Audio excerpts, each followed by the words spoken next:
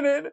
I am selfish, I am wrong! Hi, hello, it's your friendly neighborhood random guy on YouTube. A few days ago, I rewatched Spider-Man 2 and came to the realization that it is pink!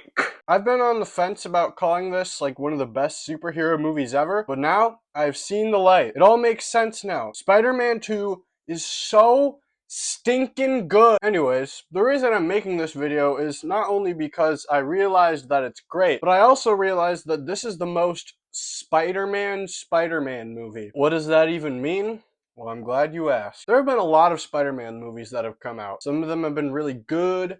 Some of them have been Amazing Spider-Man 2. Some of them have multiverse level stakes, and some of them have been as simple as Spider-Man needs to go beat the bad guy. But with all of them, I think that they managed to get the essence of Spider-Man right. While each of them has varying levels of stakes and their own unique takes on the character, I think that they all succeed in making Spider-Man all about what the character was like originally created for. Spider-Man was made with the idea of a regular kid getting these powers and having to deal with life stuff on top of being a hero. He has the responsibility of being Spider-Man because, you know, he's got great power and stuff. Each of the iterations of this character have to juggle their lives with them being this hero figure. And each of these versions of Spider-Man, despite every reason not to, get back up and do the right thing, even if it means that they'll suffer for it. But none of these movies have communicated this idea more effectively and in a tone closest to the original source material than Spider-Man 2. And it is for these reasons.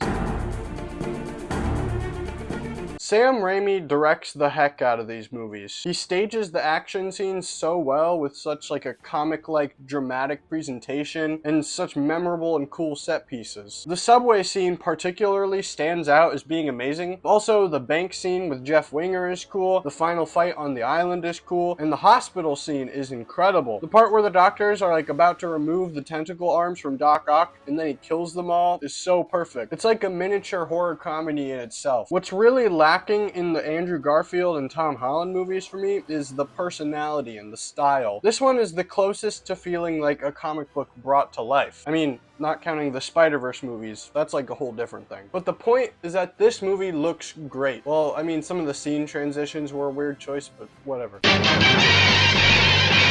When I was younger, I enjoyed the Raimi trilogy, but I kind of put them down simply because I claimed they were cheesy. Nowadays, with superhero movies being mostly really generic and lacking in personality, I definitely prefer a little corniness. A lot of superheroes just don't work when you take them super seriously. In fact, it often makes them look pretty unintentionally silly. See Fant 4 Stick. And now that I've read some actual Spider-Man comics from like the original run, I think that a little bit of dorky goofball energy serves this character pretty well. In addition to this, now that I'm aware of Sam Raimi's background in wacky horror comedy, I think it makes total sense that he directed this. I mean, the comic series that Stan Lee and Steve Ditko were making right before Spider-Man became a thing was a supernatural horror mini-adventures kind of thing that could probably be compared to Raimi's previous work, so I think that it just makes sense. Anyways, the goofy personality that Raimi brings to this movie is so good. This movie is really funny. Spider-Man is really funny. Whoa! He stole that guy's pizza! So many iconic moments like pizza time or how'd you do that? Oh, you know, I exercise, eat my green vegetables. I just noticed this last viewing, the scene where Doc Ock is attaching his tentacle arms. Everyone in the crowd simultaneously gasped when the chip thingy clicked into place.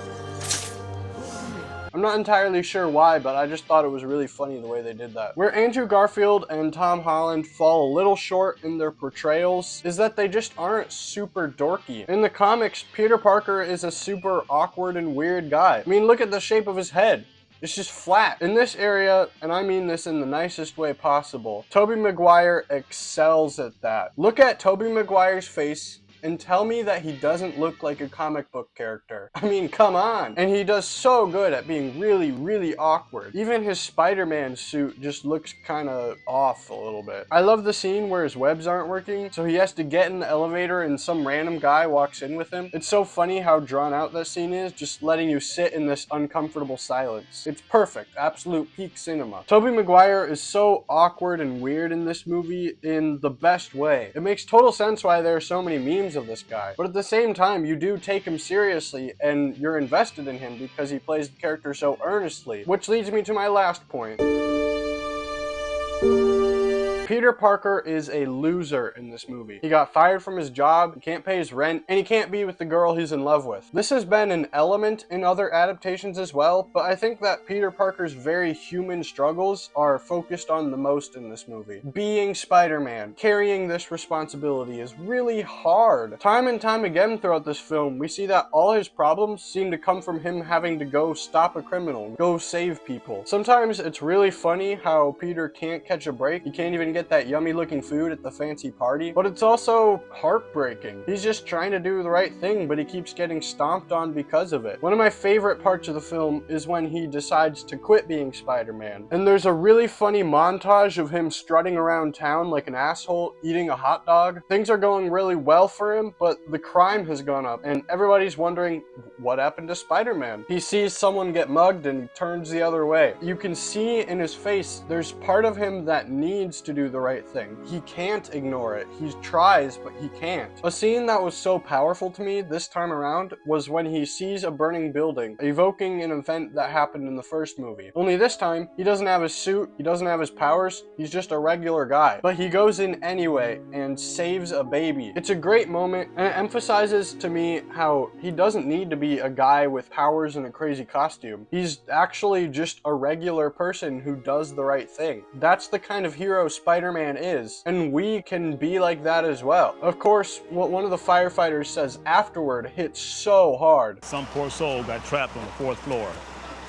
Never made it out. The way that the camera moves towards Tobey Maguire's face when he says this, and the expression on his face is so perfect. This is why he does the hero work. This is why he's Spider-Man. Another part which hit me this time is the subway scene. The fight itself is a really cool action scene and a memorable and creative set piece. But what happens afterward is so meaningful. After stopping the train from going off the edge, Peter faints from all the effort he just exerted. The people in the subway catch him before he falls, then lift him to safety, passing him along to the back of the subway. It invokes an almost Christ-like imagery with all the people like reaching up to touch him, and they set him down, and one guy says, "He's just a kid, no older than my son."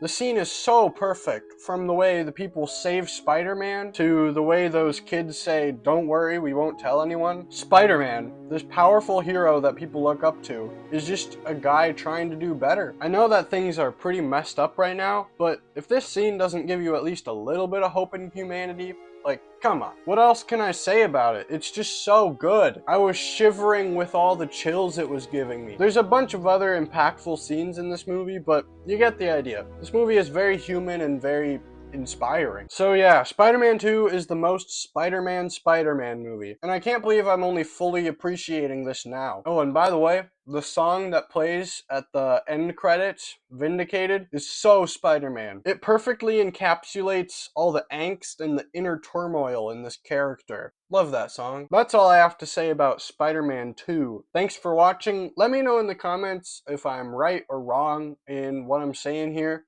Yeah, ciao.